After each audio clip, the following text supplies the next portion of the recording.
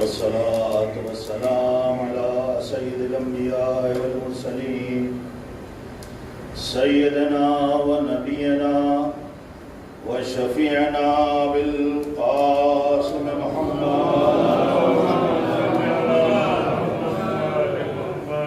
وعلى أهل بيت الطيبين الطاهرين المعصومين المظلومين ولعنة الله على أعدائهم أجمعين من يومنا هذا إلى قيام يوم الدين. أما بعد فقد قال الله تبارك وتعالى في القرآن الكريم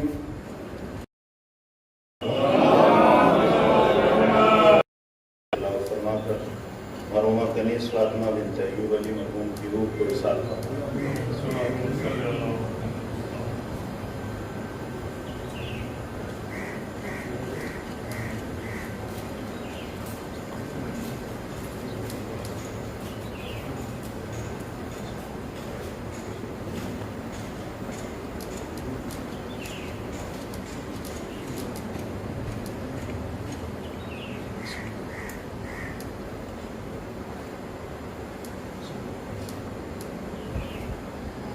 صلوات پڑھنے میں محمد والا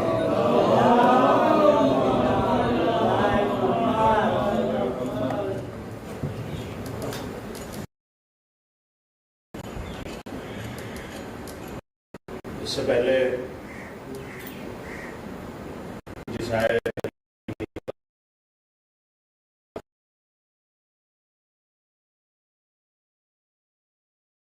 کہ علم کے دریا سے نکلے وہ تزن گوہر بدست وائے محرومی خزف چینے لبے ساحل میں. لہذا جو بھی معروضات ہیں اور آج کل کے جو حالات ہیں کہ جن میں یہ بھی نہیں کہا جا سکتا کہ اور آگے آئیے اور قریب قریب بیٹھیے، جتنا فاصلے ہوں جتنا بہتر ہے. اور یہ ضروری بھی ہے. ایک واقعے کے سہارے سے میں پیغام اکثر عرض کیا اس سے پہلے بھی بعض جگہ مجلسوں میں کہ ایک چیز ہے خوف اور ایک چیز ہے احتیاط. جو محتاط ہے وہ ڈرپوک نہیں ہے اور جو ڈرپوک ہے وہ محتاط نہیں ہوتا. دونوں الگ الگ چیزیں ہیں. لہذا ہمیں اس بات کا ہمیشہ خیال رکھنا ہے کہ ہمیں ڈرپوک نہیں بننا ہے لیکن محتاط ہمیں بہرحال رہنا ہے. اور یہ جو ہم تقلید کرتے ہیں شریعت کے مسائل میں، تو اس میں بھی اجتہاد اور تقلید کے علاوہ ایک اور چیز ہے جس کا نام احتیاط ہے. کہ اگر وہ آپ کر سکتے ہیں تمام مراجع کے فتووں کو مد نظر رکھتے ہوئے ایسے عمل کیا جائے کہ کسی بھی فتوے کی مخالفت نہ ہو، تو انسان اس راستے پر بھی چل سکتا ہے.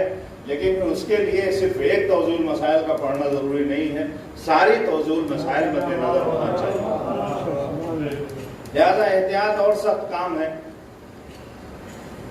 ایک واقعہ ملتا ہے تاریخ میں اور بڑا مشہور نام ہے، اور اسی قرآن کریم میں ان حکیم کے نام قمون تھا.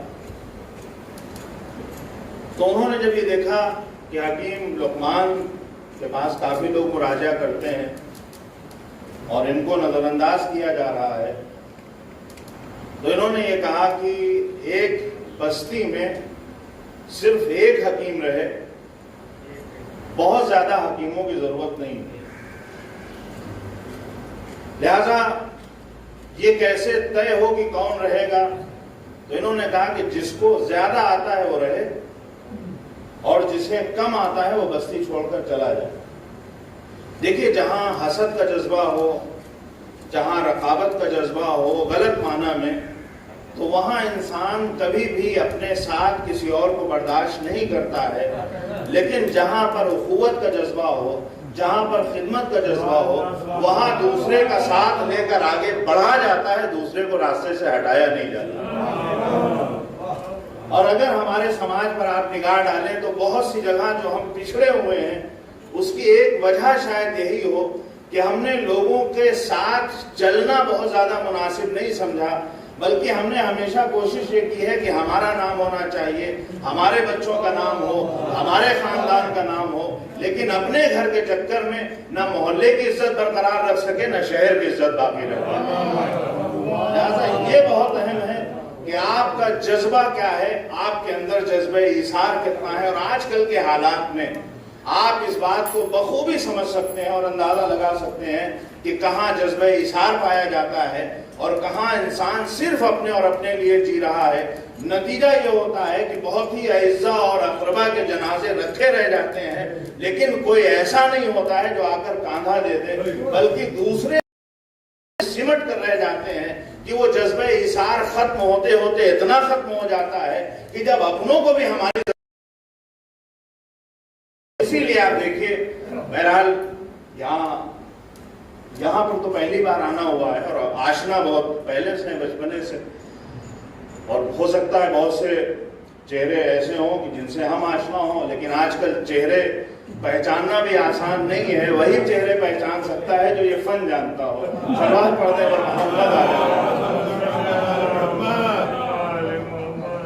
لہذا یہ جو اس طرح کی ہماری بستیاں ہیں، صفی پور بہت جانا ہوا ہے، جہاں پر بھی ایک سلسلہ چلتا ہے، خاندانی سلسلے ہوں، وہاں پر آپ نے دیکھا ہوگا کہ ہمارے یہاں بچوں کو شروع میں اس بات کی تعلیم دی جاتی ہے کہ تمہیں جو باہر کے لوگ ملنے والے ہیں ان کے سامنے کس طرح سے پیش آنا ہے، کیسے ان کا احترام کرنا ہے، اگر کوئی مہمان آ رہا ہے تو اس کے ساتھ کس طرح سے سلوک کرنا ہے۔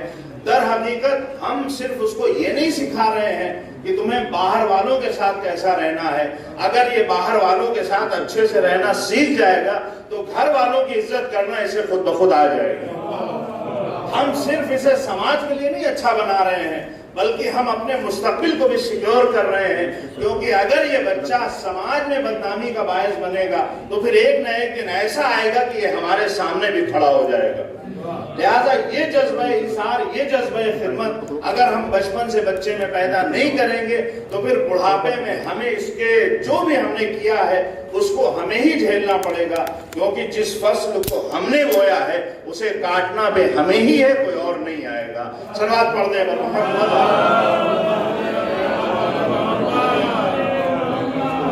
لہذا یہ جذبہ ہونا چاہیے کہ ہمیں ایک دوسرے کے ساتھ مل کر چلنا ہے اور ایک دوسرے کا سپورٹ کس حد تک ہم کر سکتے ہیں، جو بھی ہو سکتا ہے۔ جہاں حسد کا جذبہ ہو، جلن کا جذبہ ہو، اور یہ یاد رکھیے کہ حسد اور جلن کے جذبے میں اکثر نقصان ہمارا ہوتا ہے۔ ہم سوچ رہے ہوتے ہیں کہ ہم نے فلاں کا نقصان کر دیا، لیکن در حقیقت نقصان ہمارا ہوتا ہے۔ آخر میں ایک دن خود ہم اپنی جان لے بیٹھتے ہیں۔ اب یہ جو حکیم کمون ہے، انہوں نے کہا کہ جس کو زیادہ آتا ہے وہ رکے گا، تو یہ طے ہوا کہ آخر کیسے پتا چلے کہ کسے اچھے سے حکمت آتی ہے۔ تو یہ بھی حکیم کمون ہی نے رائے دی۔ انہوں نے کہا کہ دونوں حکیم ایک دوسرے کے لیے زہر کا پیالہ لے کر آئیں اور ہم ایک دوسرے کو زہر پلاتے ہیں، جو بچ گیا سو بچ گیا، جو چلا گیا سو چلا گیا۔ اب آپ یہ دیکھیے کہ زہر پلانے کا جذبہ وہی ہوگا جہاں حسد کا جذبہ ہو۔ جہاں حسد نہیں ہے وہاں زہر پلانے کی بات بھی نہیں آئے گی۔ انہوں نے کہا ہم ایک دوسرے کو زہر پلا دیں۔ جناب لقمان تیار ہو گئے، پہلے کون زہر پلائے گا؟ تو جناب لقمان نے کہا کہ پہلے میں زہر پینے کے لیے تیار ہوں۔ یعنی آپ، یہ پوری تاریخ ہے کہ جہاں جذبے اچھے ہوتے ہیں، جہاں ایثار اور قربانی کا جذبہ ہوتا ہے، وہاں انسان زہر پلانے پہ آگے نہیں آتا ہے، پینے کے لیے آگے آتا ہے۔ جس نے تجویز پیش کی کہ زہر پلایا جائے وہ پہلے نہیں آگے آیا، وہ آگے آ گیا جس نے اس تجویز کو قبول کیا ہے۔ زہر پینا آسان نہیں ہوتا، یہ تو آپ ایک عام سا زہر تصور کر لیجئے، وہ زہر جو جان لے لیتا ہے، لیکن ہمارے سماجیات میں، اپنے خاندان میں اگر ہمیں اپنے خاندان کو سلامت رکھنا ہے تو پھر بہت سے موقعوں پہ ہمیں زہر پینا پڑتا ہے۔ اگر ہمیں اپنے محلے کو صحیح اور سلامت رکھنا ہے تو بہت سے موقعوں پر ہمیں زہر پینا پڑتا ہے، اور یہاں پر جذبہ ایثار اور قربانی ایسا ہونا چاہیے کہ زہر پینا بھی ہے اور احساس درد بھی دکھنا نہیں چاہیے۔ آپ کو جتانا بھی نہیں ہے کہ ہمیں تکلیف ہو رہی ہے، جتنا خندہ پیشانی کے ساتھ آپ مشکلوں کا سامنا کر لیتے ہیں اتنا ہی آپ کامیاب انسان کہلاتے ہیں۔ شاید اسی لیے جو خاصان خدا ہیں ان کے سامنے امت ہمیشہ زہر کے پیالے لے کر آتی رہی، یہ زہر کے پیالے پیتے گئے اور مسکراتے گئے۔ صلوات پڑھنے پر محمد کام تھا کار ہدایت، اس کار ہدایت میں کبھی بھی ذرا سے بھی اڑچن نہیں آئی، کہیں پر بھی وہ قافلہ ہدایت ٹھہرنے نہیں پایا۔ یعنی کچھ کرنا اگر آپ کو ہے تو بہت کچھ سہنا بھی پڑتا ہے، بہت کچھ جھیلنا بھی پڑتا ہے، بہت کچھ برداشت بھی کرنا پڑتا ہے، تبھی یہ سماجی تانے بانے ہمارے سلامت رہتے ہیں۔ آج جو بہت سی مشکلات ہمارے سماج میں ہیں اس کی وجہ یہی ہے کہ ہم زہر پینا نہیں چاہتے ہیں، ہاں زہر پلانا ضرور چاہتے ہیں۔ اگر یہ جذبہ رہتا ہے تو جب ہر انسان اپنے مفاد کے لیے ہے تو بڑی مشکلات پیدا ہوتی ہیں۔ جناب لقمان نے کہا آپ زہر لے کر آئیے، ہم تیار ہیں۔ انہوں نے زہر تیار کیا پبلک کے سامنے، وہ تمام تیاری کر کے آئے، حکیم تھے، جو بھی تدبیر ہوتی تھی انہوں نے کیا، زہر پیا، اور نتیجہ یہ ہوا کہ اس زہر سے انہیں کوئی نقصان نہیں پہنچا۔ اب یہ جو دوسرے حکیم تھے انہوں نے کہا آپ زہر کب پلائیے گا؟ تو جناب لقمان نے کہا کہ کم سے کم 40 دن لگے گا زہر تیار ہونے۔ یعنی یہ نہیں کہا کہ میں کل زہر لے آؤں گا، انہوں نے کہا دیکھیے 40 دن لگے گا زہر تیار ہونے۔ پبلک کے سامنے بات طے ہو گئی کہ 40 دن بعد زہر لے کر آنا ہے، تیار کر کے لائیں گے۔ اب عالم یہ تھا کہ جناب لقمان کی گلی سے جب بھی کوئی گزرتا تھا تو وہ حمام دستہ جس میں جڑی بوٹیاں کوٹی جاتی ہیں تو لوگوں کو صرف دواؤں کے کوٹنے کی آواز سنائی دیتی، اور لوگ یہ کہتے تھے کہ لگ رہا ہے کہ لقمان بہت ہی خطرناک زہر تیار کر رہے ہیں۔ عام پبلک کا عالم یہ تھا کہ یہ آواز سن کے چلے آتے تھے، لیکن یہ جو بیچارے دوسرے والے حکیم تھے یہ کبھی کبھی یہ دیکھنے کے لیے کہ کیا ماحول ہے، پینا تو ہمیں ہی ہے، جب اس گلی میں جاتے تھے تو صرف آواز کو سنتے نہیں تھے، آواز کا اثر لے کے آتے تھے۔ 40 دن گزرنے کے بعد جب جناب لقمان ظاہراً زہر کا پیالہ لے کر آئے تو حالت یہ تھی کہ ان کے ہاتھ پیر کانپ رہے تھے، بخار آلریڈی چڑھا ہوا تھا، ہاتھ پیروں میں راشا تھا، اور پھر اس کے بعد جب ان کو زہر دیا جناب لقمان نے، انہوں نے جیسے ہی ایک گھونٹ پیا ویسے ہی وہیں پر ان کا انتقال ہو جاتا ہے، وہ مر جاتا ہے۔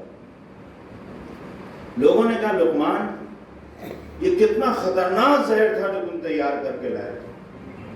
تو جناب لقمان نے کہا کہ اس میں زہر تھا ہی نہیں، میں نے تو اسے صرف پانی پینے کو دیا تھا، اس کی موت زہر کی وجہ سے نہیں ہوئی ہے، اسے اس کے خوف نے مارا ہے۔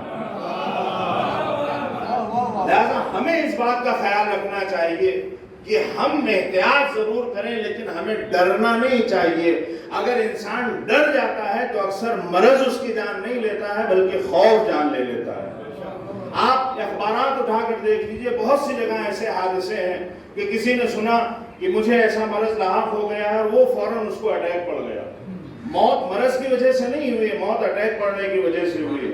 بعض جگہ ایسا ہوتا ہے کہ اسپتال کی 4تھی 5ویں منزل سے مریض کود گیا، بہت سی ایسی رپورٹیں آئی ہیں۔ یہ موت کیوں ہوئی ہے؟ یہ مرض سے موت نہیں ہوئی ہے، یہ انسان ڈر کی وجہ سے مرا ہے۔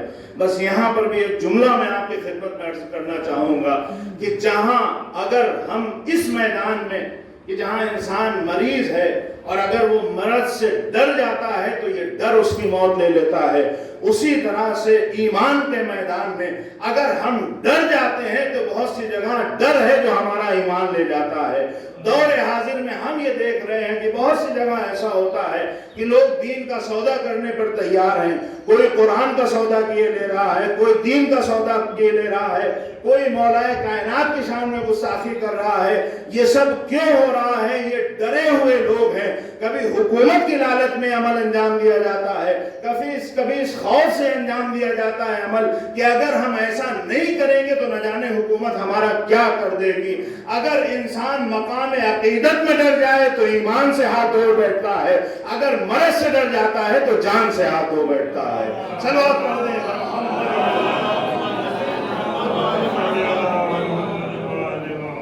لہذا ہمیں اس کا بہت خیال رکھنا چاہیے۔ خوف یہ والا نہیں ہونا چاہیے کہ ذرا سے اقتدار بدل گیا، آپ اتنا ڈر گئے کہ آپ نے فوراً یہ اعلان کر دیا کہ ہمارا تو نہ جانے کتنا پرانا رابطہ ہے آپ کے مذہب والوں سے، جسے نعت علی نہیں آتی ہے وہ ہنومان چالیسا پڑھ کے سنانے لگا۔ یہ کیوں ایسا کر رہا ہے؟ کیا اس کا دل چاہ رہا ہے؟ کبھی ایسا ہو ہی نہیں سکتا ہے کہ جو ہمارے ماحول میں پڑھا بڑھا ہو اس کا دل یہ چاہے ایسا کرنا چاہیے۔ یہ ڈرا ہوا انسان ہے جو یہ عمل انجام دے رہا ہے۔ اگر یہ حکومتوں سے ڈرا نہ ہوتا تو اس کا یہ عمل ہمارے سامنے نہیں ہوتا۔ آج آپ دیکھیے جو قرآن کے سامنے جسارت کی جا رہی ہے، تو یہ کیا کوئی بہت بہادر انسان ہے جو اتنے لوگوں کے مقابلے میں اس طرح سے آگے اعلان کر رہا ہے؟ نہیں، یہ بہادر انسان نہیں ہے بلکہ یہ ڈرا ہوا انسان ہے۔ اسے حکومت سے اتنا خوف ہے کہ اگر ہم حکومت کے ساتھ نہیں جائیں گے تو جان سے ہاتھ دھو بیٹھیں گے۔ لہذا جیسے بھی ہو سکتا ہے اپنی جان کو بچانا ہے۔ جہاں انسان قربانی پیش نہیں کر سکتا ہے، لاکھ وہ کربلا کو ماننے والا کیوں نہ ہو، کربلا کا نچوڑ یہ ہے کہ اپنا سب کچھ لٹا دو لیکن دین پر آنچ نہیں آنا چاہیے۔ لیکن جہاں کربلا سمجھ میں نہیں آتی ہے وہاں سب کچھ بچا لیا جاتا ہے، دین کو لٹا دیا جاتا ہے۔ صلوات پڑھ دیں بر محمد۔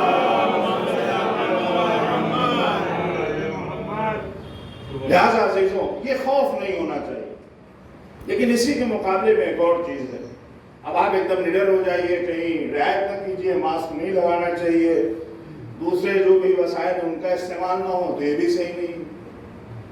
بہت سے لوگوں نے ہوتا ہے کبھی کبھی انسان جوش میں آتا ہے کہ ہم علی والے ہیں، یہ شعر کا مفہوم ہے تو ہمیں کرونا کیسے ہو سکتا ہے؟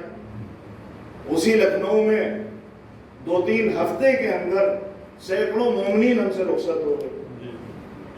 تو یہ جو آدمی کہہ رہا ہے اگر ہمارے جو حرم ہیں جہاں زری ہے، جہاں پہ قبریں ہیں اماں کی، وہاں سینیٹائز کیا جا رہا ہے، وہاں ماسک لگایا جا رہا ہے، وہاں خیال رکھا جا رہا ہے، جو ہمارے مراجع ہیں وہ تاکید کر رہے ہیں، اس کا مطلب یہ ہے کہ احتیاط کچھ اور ہے۔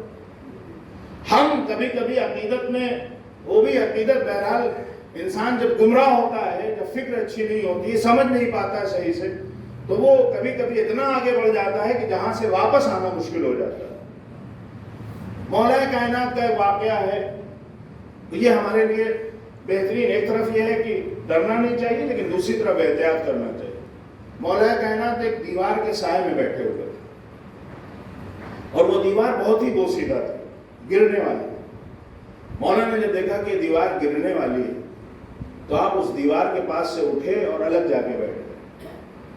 تو لوگ تو تلاش میں رہتے تھے کہ جیسے ہی موقع ملے ہمیں کچھ نہ کچھ کہنا ہے، کوئی نہ کوئی جملہ، تو فوراً ہی کسی نے کہا اتفر من قضاء اللہ یا علی، کیا آپ قضاء الہی سے فرار اختیار کر رہے ہیں؟ بھئی موت اگر آنا ہے، وہ دیوار گرنے والی ہے اور اسی دیوار کے گرنے میں آپ کی موت لکھی ہوئی ہے تو پھر بھاگنے کی کیا ضرورت؟ یہیں بیٹھے رہیے۔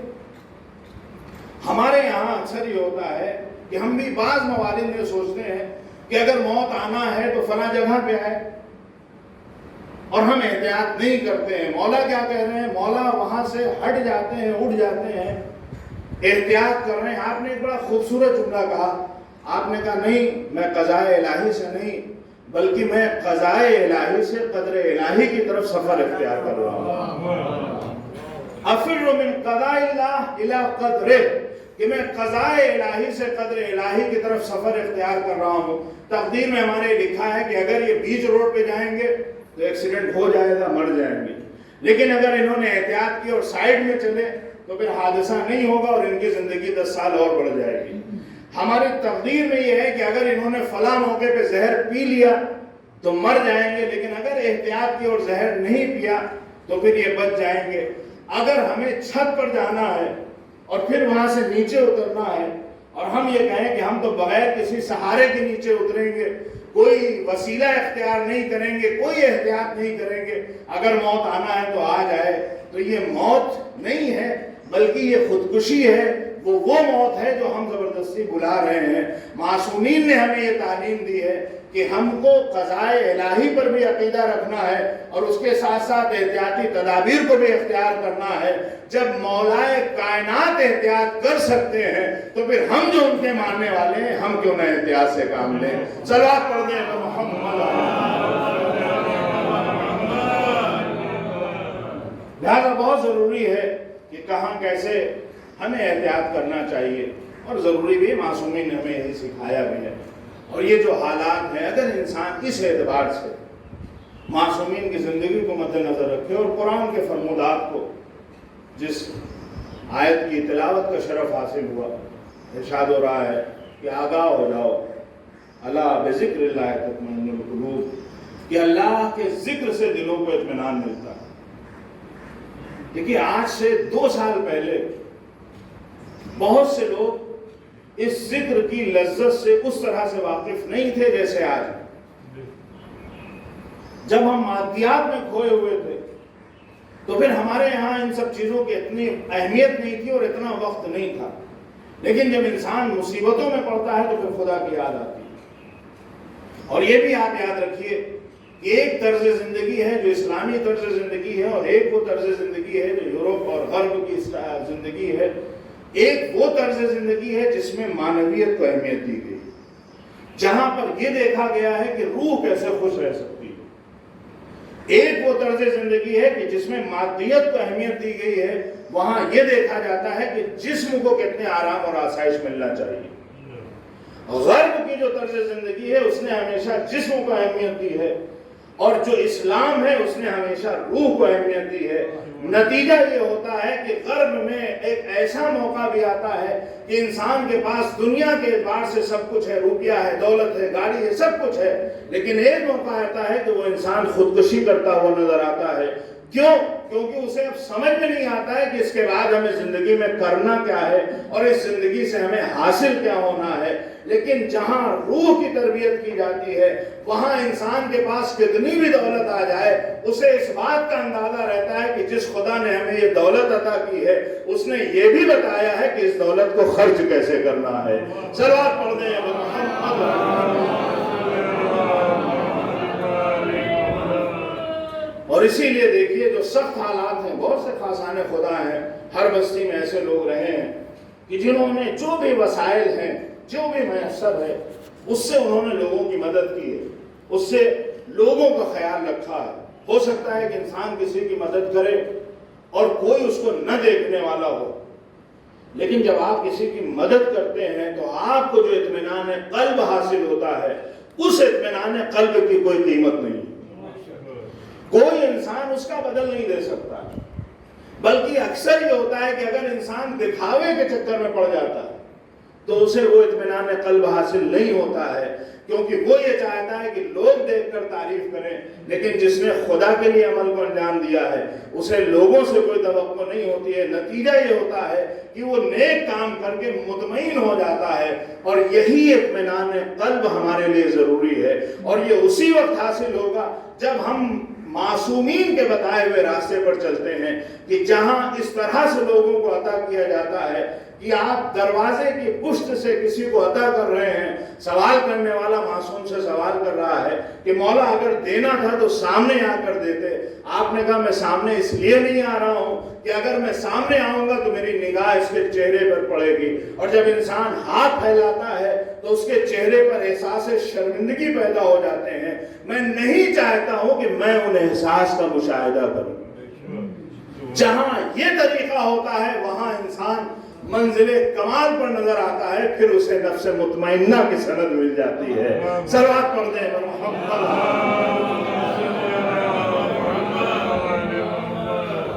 لہذا ارشاد ہو رہا ہے ذکر، یعنی ذکر خدا تو مطلب یہ نہیں ہے کہ آپ صرف نام لیتے رہیں، بلکہ خدا کو ہر مقام پر آپ یاد رکھیے۔ اگر آپ پریشانیوں میں ہیں اور آپ کے ذہن میں یہ ہے کہ وہ خدا ہمارا رازق ہے، ہمارا مالک ہے، تو پھر پریشانیاں لاکھ ہوں، آپ کے اطمینان قلب پہ کوئی اثر نہیں پڑے گا۔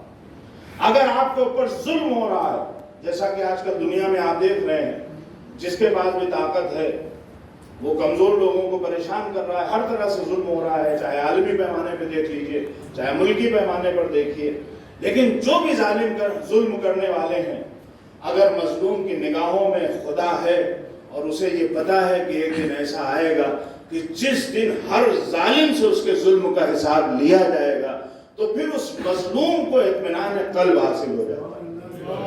پھر وہ پریشان نہیں رہتا ہے کہ یہ ہمارے اوپر ظلم کر رہا ہے، اس کا بدلہ کون لے گا، اور خاص کر کے ہم وہ جن کا ماننا یہ ہے کہ ہمارا امام پردہ غیب میں ہے، تو پھر ہمیں تو ہمیشہ اطمینان کی حالت میں رہنا چاہیے کہ ہمارا راہبر موجود ہے، ہمارا رہنما موجود ہے۔ اگر آج ظلم کرنے والے ظلم کر رہے ہیں تو ایک دن ایسا بھی آئے گا کہ ظالمین سے انتقام لیا جائے گا، اور ایسا انتقام جسے دنیا دیکھے گی۔ صلوات پڑھ دیں بر محمد۔ ہمارے لیے مسئلہ یہ ہے کہ ہم اکثر کہتے تو ہیں اللہ ہو اکبر، اور مسجدوں سے شب و روز ہم اعلان کرتے ہیں، مصلی پہ بھی کھڑے ہو کے یہ اعلان کرتے ہیں کہ اللہ بہت بڑا ہے، لیکن یہ جو ہم کہہ رہے ہیں اس پہ ہمارا بھروسہ پوری طرح سے نہیں ہوتا ہے۔ یعنی ہم اللہ کو اکبر کہتے تو ہیں، لیکن عملی زندگی میں ہم اللہ کو اکبر مانتے نہیں۔ نتیجہ یہ ہوتا ہے کہ ذرا سے کسی کو اقتدار مل گیا ہم اس سے ڈر جاتے ہیں، ذرا سے کوئی صاحب حیثیت ہمارے سامنے آ گیا اس کے آگے ہم ہاتھ پھیلا دیتے ہیں، کیونکہ ہمیں لگتا ہے کہ اب یہی ہے جو سب کچھ کر سکتا ہے۔ یعنی اب خدا پر سے ہمارا بھروسہ اس طرح سے نہیں رہ جاتا ہے جس طرح ہونا چاہیے۔ آپ یہ دیکھیے کہ امام خمینی جو اتنا عظیم انقلاب، مشہور و معروف واقعہ ہے، جو اتنا عظیم انقلاب لے کر آئے، تو جب ان سے یہ کہا گیا، اور کہنے والے بھی علماء تھے، کوئی معمولی لوگ نہیں تھے، انہوں نے کہا کہ امریکہ اس وقت سپر پاور ہے، اتنی عظیم طاقت ہے، اتنی بڑی طاقت ہے، آپ اگر اس کے مقابلے میں آئیے گا تو پھر یہ آپ کا انقلاب کامیاب نہیں رہے گا، یہ ملک باقی نہیں رہے گا۔ اگر آپ آج کے سپر پاور کے آگے اس طرح سے کھڑے رہیے گا اور اس کی مخالفت کریے گا تو پھر یہ ملک آپ کا باقی نہیں رہے گا، یہ انقلاب باقی نہیں رہ جائے گا۔ تو امام خمینی نے ایک بار سر کو اٹھا کے کہا کہ جب ہم نے ایک بار اللہ اکبر کہہ دیا تو پھر اس کے بعد کوئی سپر پاور نہیں رہ جاتا۔ اب اتنے سال گزر گئے ہیں، تقریباً 40 سے زیادہ سال گزر چکے ہیں، اور آج بھی آپ اس جملے کی صداقت کو محسوس کر سکتے ہیں۔ وہ لوگ جو سپر پاور کے قدموں میں پڑے ہوئے کچھ چیزیں بتا دی ہیں، کچھ خاصان خدا کا تعارف کرا دیا ہے، تو پھر ہمارے لیے ضروری یہ ہے کہ مشکلوں میں اگر ہم وسیلہ اختیار کریں تو انہی کو وسیلہ بنائیں جنہیں خدا نے ہمیں وسیلہ بنا کے جن کو بھیجا ہے، اور یہ اطمینان قلب اسی وقت حاصل ہو۔ بس عزیزوں، بہت وقت نہیں لینا ہے۔ یہ جو اطمینان قلب ہے یہ کیوں حاصل ہوتا ہے؟ جب ہم قرآن کا مطالعہ کرتے ہیں، اس کی تلاوت کرتے ہیں، اور ہم یہ دیکھتے ہیں کہ خدا وہ ہے کہ جو ہر ذرے ذرے کا حساب رکھنے والا ہے۔ جس نے ذرا سے بھی نیکی کی ہے اس کا اجر ملے گا، جس نے ذرا سے بھی برائی کی ہے اسے اس کی سزا ملے گی۔ اگر ہماری نگاہوں میں یہ آیت ہوتی ہے تو پھر جب ہم ذرا سے بھی نیکی کرتے ہیں تو اس نیکی کو کرنے کے بعد ہم مطمئن رہتے ہیں کہ خدا ہمیں اجر دینے والا ہے۔ پھر یہ نہیں ہوتا ہے کہ ہم ایک نئے کام کریں اور کوشش یہ کریں کہ دنیا والے بھی اسے جان جائیں، کیونکہ اگر ہمارے ذہن میں یہ ہے کہ دنیا والے جان جائیں تو پھر اس کا مطلب یہ ہے کہ ہم آج دنیا والوں سے چاہ رہے ہیں، خدا سے نہیں چاہ رہے۔ اگر ہم نے یہ دیکھا ہے کہ خدا یہ کہہ رہا ہے کہ ہم عدل اور انصاف کریں گے سب کے ساتھ، تو پھر انسان اس دنیا میں بھی کسی کے اوپر ظلم نہیں کرتا ہے، بلکہ ہمیشہ خود بھی عدل و انصاف کرنے کی کوشش کرتا ہے، کیونکہ ہم جس خدا کے ماننے والے ہیں جب وہ عدالت کو پسند کرتا ہے تو پھر یہ اچھی بات نہیں ہے کہ ہم ظالم بن جائیں۔ اور اگر ہم اس عدالت کے ساتھ سلوک کرتے ہیں جس سماج میں بھی رہیں، تو پھر بہت سی مشکلات سے ہمیں نجات مل جاتی ہے، بہت سی پریشانیوں سے ہمیں نجات مل جاتی ہے۔ اور اگر ہم ظالموں کا ساتھ دینے لگتے ہیں، خود ظلم کرنے لگتے ہیں، تو پھر سماج پر جو بہت سی بلا اور مصیبتیں نازل ہوتی ہیں، اس کی ایک وجہ شاید یہ بھی ہے کہ یہ جو ہم نے ظالموں کا ساتھ دیا ہے اس کی وجہ سے یہ بلا ہم پہ نازل ہو رہی ہے۔ لہٰذا انسان یہ نہ سوچے کہ یہ اتنی مصیبتیں آ کیوں رہی ہیں، ہم نے کیا کیا ہے۔ بہت سی جگہ یہ ہوتا ہے کہ اگر آپ نے ظالموں کا ساتھ دیا ہے تو یہ مشکلات آئیں گی۔ اور اس کے ساتھ ساتھ ایک بات اور مد نظر رکھنا چاہیے کہ اکثر ہوتا ہے کہ انسان بہت سخت آزمائش سے گزرتا ہے، تو انسان یہ سوچتا ہے کہ سارے امتحان کے لیے کیا ہم ہی ملے تھے، یعنی اتنے حادثے ہونے اسے ہمارے خاندان میں ہونے تھے اور سب کے لوگ خیریت سے ہیں، ٹھیک ہیں، یہ جو اتنی مصیبتیں ہیں یہ صرف ہمارے اوپر نازل ہونا تھا۔ دیکھیے ایک وجہ یہ بھی ہے کہ خداوند عالم امتحان لیتا ہے، اور امتحان استاد اسی کا لیتا ہے جسے قابل امتحان سمجھتا ہے۔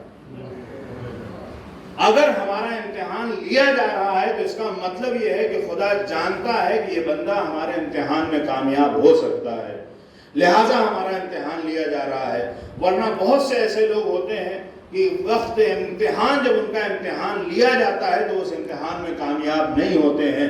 لیکن اگر ہمیں یہ اطمینان حاصل ہو کہ اگر اس خدا نے ہم پر یہ مصیبت ڈالی ہے اور وہی ہمیں صبر کا حوصلہ بھی دینے والا ہے، تو پھر تمام مصیبتوں کا سامنا ہم کر سکتے ہیں۔ عزیزوں، ایصال ثواب کی مجلس ہے، ایک بہن کے ایصال ثواب کی مجلس ہے، ایک ماں کے ایصال ثواب کی مجلس ہے، مختلف رشتوں کے حوالے سے۔ ہمارے اکثر یہ ہوتا ہے کہ جب کوئی اس دنیا سے گزر جاتا ہے تو ہم وقتی طور پر مجلسیں کر لیتے ہیں، وقتی طور پر ہوتا یہ ہے کہ ایسی جگہوں میں ہم شرکت کرتے ہیں، لیکن جو دوسرے بہت سے اہم مسائل ہیں ان پہ توجہ ہماری نہیں رہتی ہے۔ مثال کے طور پر اگر کوئی اس دنیا سے گزر گیا ہے اور اگر اس کے چھوٹے چھوٹے بچے ہیں تو ہماری اکثر توجہ یہ ہوتی ہے کہ مجلس میں ہونا ہے اور مجلس میں شرکت کر لیں، لیکن اس کے ساتھ ساتھ ہم یہ نہیں سوچتے ہیں کہ جو گزر گیا ہے اس کے بعد جو اس کے گھر والے ہیں وہ اپنی زندگی کیسے گزاریں۔ اگر چھوٹے چھوٹے بچے ہیں تو پھر یتیموں کے ساتھ ہمیں سلوک کیسا کرنا چاہیے، ہمیں ان کا خیال کس طرح سے رکھنا چاہیے۔ یہاں پر بھی معصومین کی زندگی ہمارے سامنے۔ مولا کائنات ایک کوفے کی گلی سے گزر رہے تھے، ایک گھر سے کچھ بچوں کے رونے کی آواز آتی ہے۔ مولا کائنات رک گئے، آپ نے سوال کیا آخر کیا وجہ ہے، بچے کیوں رو رہے ہیں؟ تو جو خاتون خانہ تھی انہوں نے کہا کہ ان بچوں کا باپ ایک جنگ میں شہید ہو چکا ہے اور ہمارے گھر میں اس وقت کھانا پکانے کے لیے کوئی چیز نہیں موجود، کچھ ہے نہیں جو ہم ان کو پکا کے دے سکیں۔ مولا کائنات نے جب یہ سنا تو آپ نے وہاں گریہ کیا، بہت روئے کہ ہماری حکومت میں ایسے لوگ ہیں اور ہم بے خبر ہیں ان سے۔ آپ فوراً وہاں سے اٹھتے ہیں، گھر آئے، آپ کے ساتھ جناب پیغمبر تھے، آپ نے گھر میں جو کچھ بھی ساز و سامان موجود تھا وہ سب ایک بوری میں بھرا اور اٹھا کر اس کے گھر کی طرف چلنا چاہتے۔ جناب پیغمبر آگے آ گئے، کہا مولا یہ سامان ہمیں دے دیجیے، ہم اٹھا کے لے کے چلتے ہیں۔ تو امام نے جواب یہ دیا کہ قیامت کے دن ہر انسان کو اپنا بار اٹھانا ہے، وہاں ہمارا بار اٹھانے کے لیے تم نہیں آؤ۔ دیکھیے ہمارے اکثر یہ ہوتا ہے کہ اگر ہم کسی کو دینا بھی چاہتے ہیں تو ہم اگر ہمارے پاس خدا نے پیسہ دے رکھا ہے تو ہم اس میں عیب سمجھتے ہیں کہ ہم جائیں کسی کے دروازے پہ دینے، جس کو لینا ہے وہ ہمارے دروازے پر آئے، یا یہ کہ ہم جا نہیں سکتے ہیں، ہم کسی کو ذریعہ بناتے ہیں۔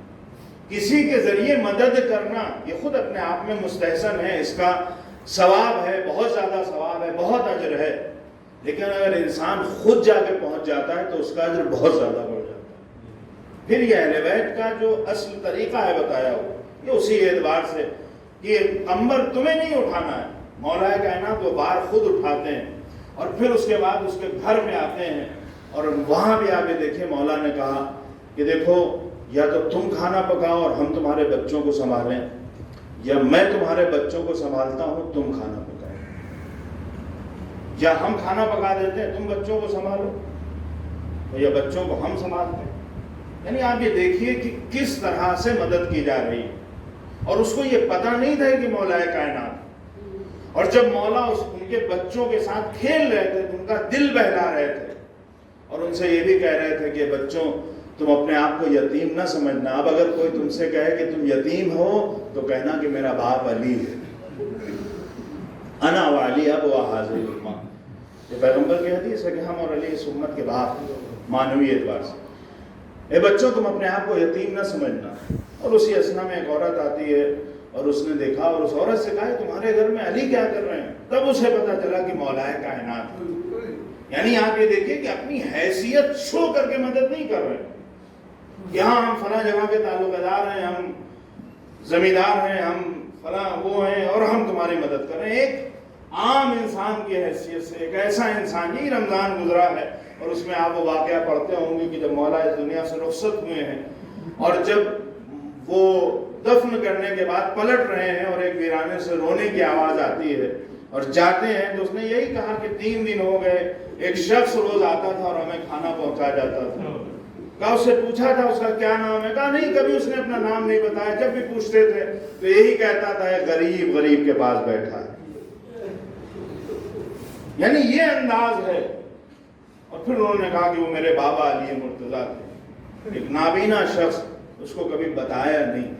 تو عزیزوں ہمیں اس بات کا بڑا خیال رکھنا چاہیے، جو جن خانوادوں نے اس غم کو برداشت کیا ہے، جنہوں نے مصیبتوں کو برداشت کیا ہے، وہاں جہاں یہ تمام چیزیں ایصال ثواب کی، وہاں ہمارے یہ بھی کوشش ہونا چاہیے کہ جو بچے رہ گئے ہیں وہ ان کا فریضہ ہے کہ انہوں نے ایصال ثواب کی مجلس کی، لیکن اب ان مجلسوں کے بعد ہمارا فریضہ ہے کہ ہم خیال رکھیں کہ ان کے بچے کیسے ہیں، ان کے گھر والے کیسے ہیں اور ان کے حالات کیسے ہیں۔ اگر ہم صرف یہ سوچتے ہیں، صرف یہ ہمارا سماجک دباؤ ہو کہ تم نے 40واں بڑے پیمانے پہ نہیں کیا، تم نے برسی اچھے سے نہیں کی، تم نے چھماہی اچھے سے نہیں کی، تو اس میں بھی اچھے سے کرنے سے مراد یہی ہے کہ تم بہت بڑی پیمانے پہ مجلس کرو اور ہمیں بلاؤ۔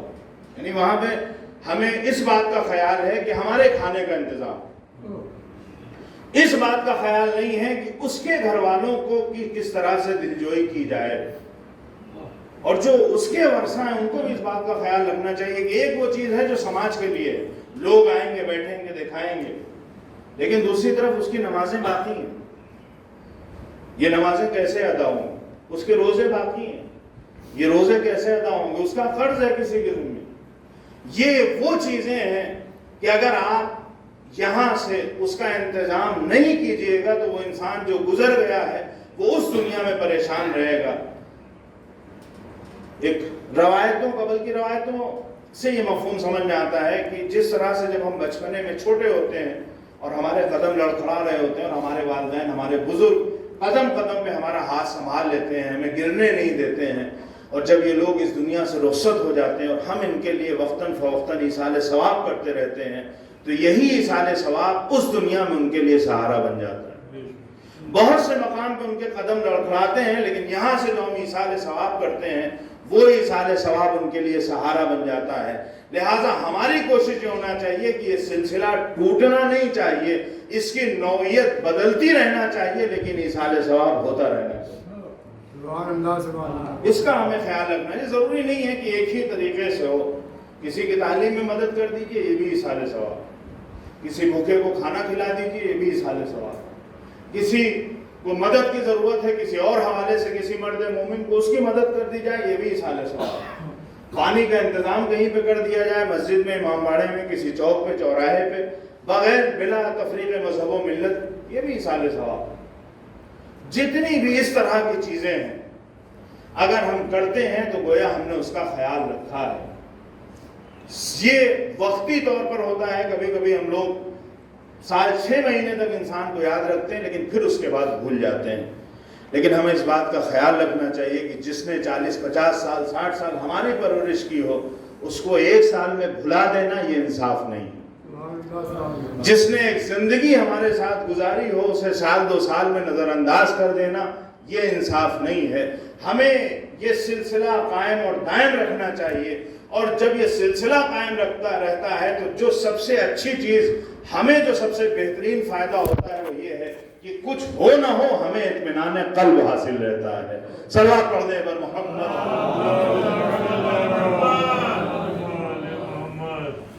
یقیناً عزیزوں، یہ ایسے حالات نہیں ہیں کہ بہت تفصیل سے اور بڑے ہجوم میں گفتگو کی جائے۔ ہمارے اکثر ہوتا ہے، بہرحال احتیاط نہیں کر پاتے ہیں لوگ، خیال نہیں رکھتے ہیں، لیکن ہمیں پورا خیال رکھنا چاہیے اجتماع میں خاص کر کے، کیونکہ جب ہم احتیاط کرتے ہیں تو صرف یہ کہ ہم اپنے کو نہیں بچاتے ہیں، بلکہ اگر ہمارے اندر کوئی کمی ہے تو دوسرا بھی محفوظ رہتا ہے۔ اور اسلام نے ہمیں یہی سکھایا ہے کہ اسلام وہ مذہب ہے کہ جو ہمیں یہ سکھاتا ہے کہ سچا مسلمان وہی ہے جو نہ اپنے ہاتھ سے کسی کو تکلیف پہنچائے نہ اپنی زبان سے کسی کو تکلیف پہنچائے۔ نہ آپ ہاتھ سے کسی کو تکلیف پہنچائیے نہ زبان وغیرہ سے، نہیں، کسی کو نقصان نہیں پہنچانا چاہیے، ہمیشہ فائدہ پہنچانا چاہیے۔ ایصال ثواب کی مجلس ہے، یقیناً جن مرحومہ کے ایصال ثواب کی مجلس ہے ان کے گھر والوں کے لیے، خاندان والوں کے لیے، جب ایسی موت کہ جس کا کسی کو اندیشہ نہ ہو، اور ایسے حالت میں اگر کوئی موت ہو جاتی ہے تو بڑا سخت ہوتا ہے، لیکن عزیزوں ہمارے سامنے اگر یہ ہم لوگوں پر پڑنے والے مصائب ہیں تو وہیں دوسری طرف ہماری نگاہوں میں کربلا والوں کی مصائب ہیں۔ جب بہن کی بات آتی ہے تو ہماری نگاہوں میں اپنی بہن سے پہلے امام حسین علیہ السلام کی بہن کا خیال آتا ہے۔ جو لوگ ایران تشریف لے گئے ہیں دیکھا ہوگا، وہاں اکثر ٹیکسی پہ ایک جملہ لکھا رہتا ہے، بہت سی ٹیکسی پہ میں نے لکھا ہوا دیکھا، امان از دل زینب، یعنی کہنے والا یہ کہنا چاہتا ہے کہ خداوند عالم تو نے جس طرح سے زینب کو غم دیے ہیں اس طرح سے غم کسی اور کو نہ دے، امان از دل زینب۔ کتنے غم، کتنی مصیبتیں، آپ سوچئے کہ ایک چھوٹی سی بچی ہو اور ابھی اس کا سن بہت کم ہے، اور اسی کم سنی میں وہ اس طرح کے منظر دیکھ رہی ہے کہ کس طرح سے اس کے گھر والوں پہ ظلم کیا جا رہا ہے، وہی ابتدا سے۔ جناب زینب کی جو مصائب کی ابتدا ہے وہ ایسا نہیں ہے کہ کربلا میں آ کے سارے مصائب توڑے گئے، نہیں، یہی جناب زینب ہیں۔ انہوں نے وہ منظر بھی دیکھا ہے جب مسجد کی محراب میں مولائے کائنات کو اپنے ہی خون میں غرق کر دیا جاتا ہے۔ جناب زینب نے وہ منظر بھی دیکھا ہے کہ جب امام حسن کے جنازے پہ تیروں کی بارش کی جاتی۔ جناب زینب نے وہ منظر بھی دیکھا ہے کہ جب امام حسین علیہ السلام کا جنازہ تیروں پر معلق ہے۔ جانے کتنے مصائب دیکھے ہیں، لیکن آپ انہی زینب سے سیکھیے کہ ان مصیبتوں میں صبر کیسے کیا جاتا ہے۔ جب سامنے والا یہ چاہتا ہے کہ جناب زینب کو یہ احساس دلائے کہ خدا نے ان کے ساتھ کیا کیا ہے، اور یہ جملہ ہے کہ تم نے دیکھا کہ خدا نے تمہارے ساتھ کیا کیا ہے، ارائیتا، کیا تم نے دیکھا کہ تمہارے ساتھ خدا نے کیا کیا ہے، تو جناب زینب نے صرف اتنا کہا، ما رأیت الا جمیلا، کہ سوائے اچھائی کہ میں نے کچھ اور نہیں دیکھا۔ اتنے زیادہ ظلم ہونے کے بعد پھر بھی یہ جملہ کہ نہیں، ہم نے جو بھی دیکھا وہ خوبصورت ہے، وہ اچھا ہے۔ وہ کیوں ہے؟ کیونکہ آپ کی نگاہ صرف ظلم پر نہیں ہے، بلکہ اس ظلم کا جو نتیجہ ہے اس پر نگاہ ہے۔ کیوں یہ بہتر ہے؟ کیونکہ اس ظلم کی وجہ سے ہمارا اسلام باقی رہ جائے، اس ظلم کی وجہ سے چادریں ہماری چھن گئی ہیں لیکن پردہ باقی رہ جائے۔ ہاں عزیزوں، سوچئے کتنا سخت ہے ہمارے لیے کہ اگر ہماری ماں بہنوں کو برسر عام بے مکنوں چادر پھرایا جائے تو ہمارے لیے سخت ہوگا، لیکن وہ خاندان عصمت و طہارت جس نے سکھایا ہو کہ پردہ کہتے کسے ہیں، جس نے تربیت کی ہو ان کی بیویوں کو اس طرح سے گلی گلی گھمایا جائے. ہاں عزیزوں جب قافلہ اسیر کیا جاتا ہے بڑا سخت ہے, اتنا سخت ہے یہ مرحلہ کہ وہ جناب زینب کہ جنہوں نے ہمیشہ وقت کے امام کی اطاعت کی ہے. کربلا کے اگر آپ دو پہلو دیکھیں, ایک بات یہ کہ پھوپھی ہیں, بہت سی جگہ پھوپھی کی حیثیت سے آپ نے جناب مولا کائنات کی اور امام سجاد کی دلجوئی کی ہے, لیکن جہاں پر امام کے وقت کی بات آئی ہے تو آپ نے اگر شرعی مسئلہ پوچھنا ہے تو امام سے پوچھا ہے. جب خیموں میں آگ لگا دی جاتی ہے تو یہی سوال کیا ہے, بیٹا سید سجاد یہ بتاؤ, تم تو امام وقت ہو, یہ بتاؤ کہ ہم خیموں میں جل کے جان دے دیں یا خیموں سے باہر نکل آئیں. اور ذرا سوچئے کہ اس امام وقت کے لیے کتنا صبر آزما موقع ہے کہ اسے پہلی بار شریعت کے اعتبار سے امامت کرنی ہے, تو جو حکم دینا ہے وہ حکم یہ ہے کہ اپنی ماں بہنوں سے یہ کہا جائے کہ آپ بے مخنو چادر باہر آ جائیں. ہاں عزیزوں بیویاں باہر نکلی ہیں خیمے سے, بڑا سخت مرحلہ ہے, بہت سخت ہے. اسی لیے جب کسی نے کہا امام سجاد سے کہ مولا آپ کب تک روئیے گا, کتنا گریہ کیجئے گا, شہادت تو آپ کے خاندان کی میراث ہے, تو مولا تڑپ گئے ہیں, تم نے انصاف نہیں کیا. ہاں شہادت ہمارے خاندان کی میراث ہے, لیکن کیا یہ بھی ہمارے خاندان کی میراث تھی کہ ہماری ماں بہنوں کو بے کا گواہوں کے اوپر بے مخنو چادر پھرایا جائے اور منادی یہ ندا دے رہا ہو, اے لوگو آؤ تماشا دیکھو, یہ خاندان عصمت و طہارت کی بیویاں ہیں. یہ قافلہ جب شام پہنچا ہے, بس ایک واقعہ اور پھر اس کے بعد زحمت تمام. یہ قافلہ جب شام پہنچا ہے, بعض روایتوں میں ملتا ہے کہ ہند جس کی پرورش اسی خاندان میں ہوئی تھی, اس ہند کو جسے وقت نے یزید کی زوجہ بنا دیا ہے, جب اسے خبر ملتی ہے کہ اسیروں کا قافلہ آ رہا ہے, کون سے اسیر جنہوں نے خلیفہ وقت کے خلاف خروج کیا ہے, اسیروں کا تماشا دیکھنے کے لیے بالا خانے پر وہ کھڑی ہو جاتی ہے, کرسی رکھی جاتی ہے, اس کرسی پہ وہ کھڑی ہو کے تماشا دیکھ رہی ہے. ایک بار زینب ام کلثوم کی نگاہ دور سے پڑ جاتی ہے. زینب نے کہا اے بہن ام کلثوم اپنے چہرے کو بالوں سے چھپا لو, کہیں ایسا نہ ہو کہ اس عالم میں ہند کی نگاہ ہم پر پڑ جائے. جب قافلہ قریب پہنچا ہند نے اشارہ کیا, ایک بار جناب زینب کی سواری قریب لائی گئی, سوال کرتی ہے من ای بلاد انتن, اے بیویوں تمہارا تعلق کس شہر سے ہے؟ زینب نے سر کو جھکائے ہوئے جواب دیا من بلد المدینہ, ہم مدینے کی رہنے والیاں ہیں. جیسے ہی مدینے کا نام سنا کرسی سے نیچے اتر گئی. زینب نے کہا اے بیوی تم کرسی سے نیچے کیوں اتر گئی؟ کہا مدینے والوں کے احترام میں. ارے مدینے میں ایسا کیا ہے؟ مدینے میں میری شہزادی زینب میرے آقا حسین ہے. اے ہند اگر اپنی شہزادی کو دیکھو تو پہچان لوگی. جزاکم ربکم, کہا کیسے نہ پہچانوں گی, برسوں میں نے کنیزی کی ہے. ایک بار زینب نے سر کو اٹھایا, اے ہند کہاں پہچانا؟ میں تمہاری شہزادی زینب ام کلثوم, وہ نو کے نیزہ پہ تمہارے آقا حسین کا سر ہے. کربلا کے میدان میں خاندان عصمت و طہارت تاراج ہوا. واہ حسینہ واہ مظلومہ واہ زینبہ.